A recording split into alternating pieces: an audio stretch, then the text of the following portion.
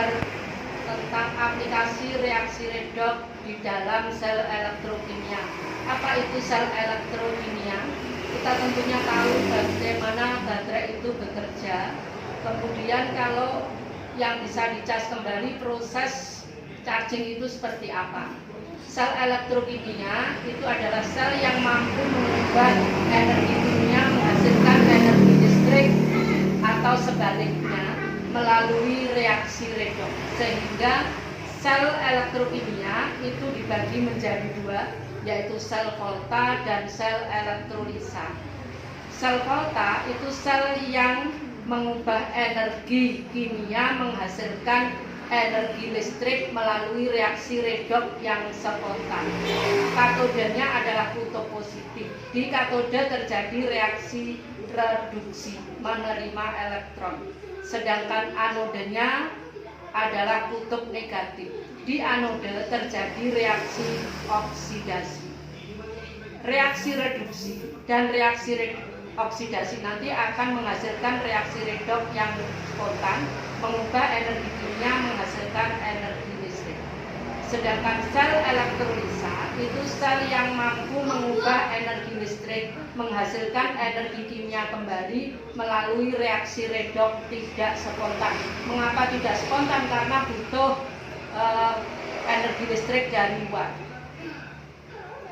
Katodenya adalah kutub negatif. Di katode terjadi reaksi reduksi. Di anode kutub positif. Di anode ini terjadi reaksi oksidasi.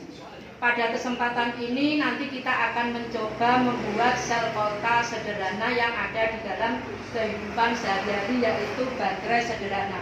Kita bisa menggunakan bahan-bahan yang ada di rumah karena kita tidak boleh keluar rumah, juga kita bisa menggunakan bahan-bahan yang ada di rumah.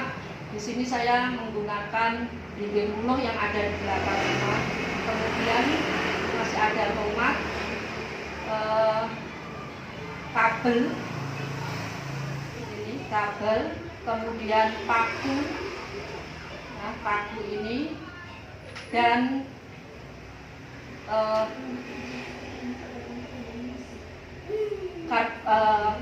tembaga, kawat tembaga. Ini isinya dari kabel. Kabel kita potong sepanjang 25 cm, kemudian isolasinya kita buang sedikit sepanjang 1,5 cm seperti ini.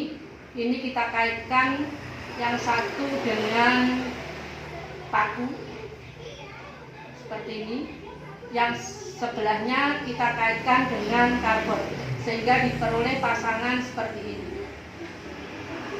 Kemudian ini kita buat, kalau kita mau ingin buat 8 sel, 1, 2, 3, 4, 5, 6, 7, 8.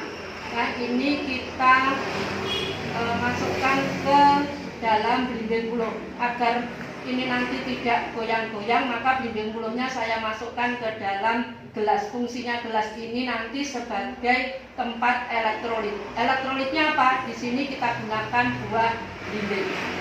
Ini kita bisa ganti-ganti elektrolitnya, bisa pakai air bekas cucian, kemudian bisa pakai air kelapa, bisa pakai air garam. Nah, ini kita masukkan ke dalam elektrolit seperti ini.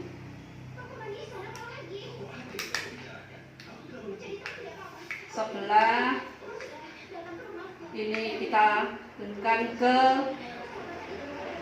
pakunya ke belimbing, kemudian tembaganya ke belimbing yang sebelahnya seperti ini. Kemudian terus seperti itu. Ini sudah paku, berarti gantian ini tembaga, kemudian ini tembaga, ini paku.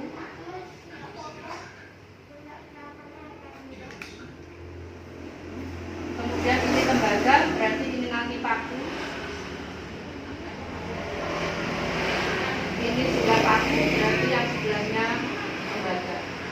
Terus seperti itu. Ini 1 sel, 2 sel, 3 sel, 4 sel, 5 sel, 6 sel, 7 sel, 8 sel. Ini yang terakhir adalah tembaga. Berarti pasangannya kurang paku. Ini kita pasangkan dengan paku. Ya, seperti ini. Ini tembaga ke lampu, dihubungkan dengan kabel ke lampu, kemudian paku dihubungkan dengan kabel ke lampu. Ini sudah paku, berarti butuh tembaga.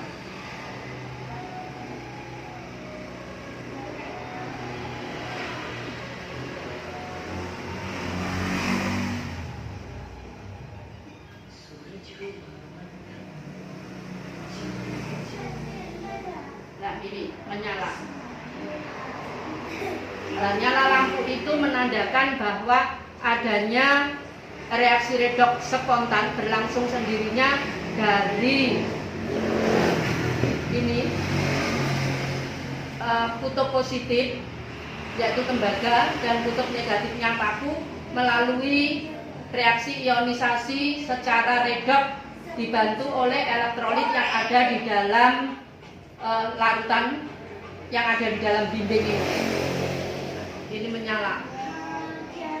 Nah, jadi lampu itu sebagai indikator adanya reaksi redoks spontan yang mengubah energi kimia dari paku dan tembaga yang dibantu oleh larutan elektrolit dari dinding mulut, mengubah energi kimia menghasilkan energi listrik. Nah, kalian bisa mencobanya di rumah sesuai dengan LK 2.1. Gunakan bahan-bahan yang ada di sekitar rumah kita. Selamat mencoba.